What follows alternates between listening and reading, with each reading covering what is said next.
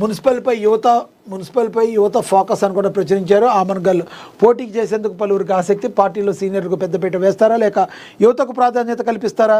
రాజకీయాల్లో తమదైన ముద్ర వేసేందుకు యువత ముందుకు అవకాశం ఇవ్వని ఎడల యువకులు రెబల్గా పోటీ చేసే అవకాశం ఉంది. ఎవరి ధీమా అరిదని కూడా ప్రచురించారు. ఇక కాంగ్రెస్ పార్టీలోగా భారీ చేరికలు. పార్టీలో చేరిన బోరజ్ సిర్సన్న బీఆర్ఎస్ బీజేపీ నాయకులు కార్యకర్తలు కండువాలు కప్పి పార్టీలోకి స్వాగతించిన కంది శ్రీనివాస రెడ్డి అని కూడా ప్రచురించడం అయితే జరిగింది. కొరట్ట చెనక బ్యారేజ్ కింద ఇక ఆయకట్టుకు సాగునీరు అందుతుందని Adilabad Congress party assembly incharge Kandi Srinivasa Reddy తెలిపారు. సీఎం రేవంత్ రెడ్డి హత్తిఘట్ వద్ద పంప్ హౌస్ ప్రారంభించడం పట్ల హర్షం వ్యక్తం చేశారు. ఆయన శనివారం బోరజ్ మండల కేంద్రంలో జరిగిన భారీ చేరికల కార్యక్రమానికి ఆయన హాజరయ్యారు. బోరజ్ మండల కేంద్రంలో శాంతన్రావు సిర్సన్నలో నాయుడు ప్రకాష్ ఆధ్వర్యంలో 2 గ్రామాల నుండి బీఆర్ఎస్ బీజేపీ నాయకులు కార్యకర్తలు పెద్ద సంఖ్యలో కంది శ్రీనివాసరెడ్డి సమక్షంలో కాంగ్రెస్ పార్టీలో చేరారు.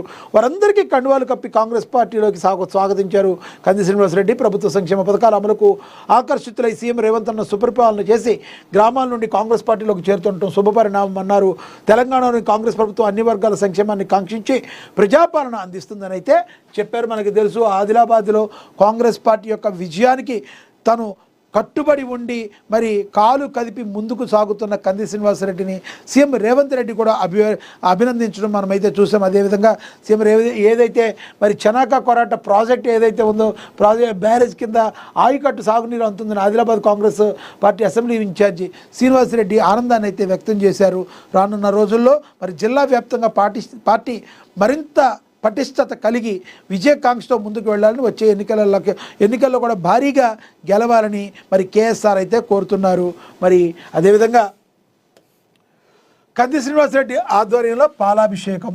ఆదిలాబాద్ జిల్లా బోరజ్ మండలంలో ఉన్న కొరాటా చెనాక ప్రాజెక్టు మాజీ మంత్రులు స్వర్గీయ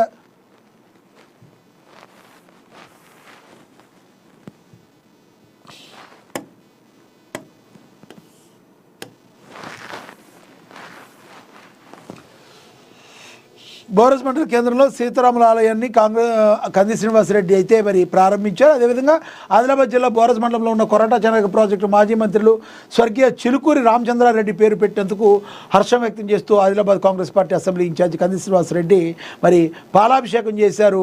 మరి ఎవరైతే ఇన్ఛార్జీలు ఉన్నారో ముఖ్యమంత్రి రేవంత్ రెడ్డికి, నీటిపారుదల శాఖ మంత్రి ఉత్తమ్ కుమార్ రెడ్డి, జిల్లా ఇన్ఛార్జి జూపల్లి కృష్ణారావుకి మరి చిత్రపటాలకి పాలాభిషేకం చేయడం అయితే జరిగింది. మా యొక్క ఆకాంక్షలను నెరవేరుస్తూ కొరాటా చెనాక ప్రాజెక్టుకు మాజీ మంత్రివర్గులు స్వర్గీయ చిలుకూరి రామచంద్రారెడ్డి పేరు పెట్టడాన్ని కంది శ్రీనివాసరెడ్డి ఎంతో స్వాగతించారు అని కూడా ప్రచురించారు. ఇక ఆలయ ఆవరణలో నూతన షెడ్ను ప్రారంభించిన కంది శ్రీనివాసరెడ్డి బోరజ్ మండల కేంద్రంలో శ్రీ సీతారాముల ఆలయాన్ని Adilabad Congress party assembly in-charge Kandi Srinivasa Reddy సందర్శించారు. నియోజకవర్గ ప్రజలు సుఖశాంతులతో ఉండాలని ఆలయంలో ప్రత్యేక పూజలు చేపట్టారు.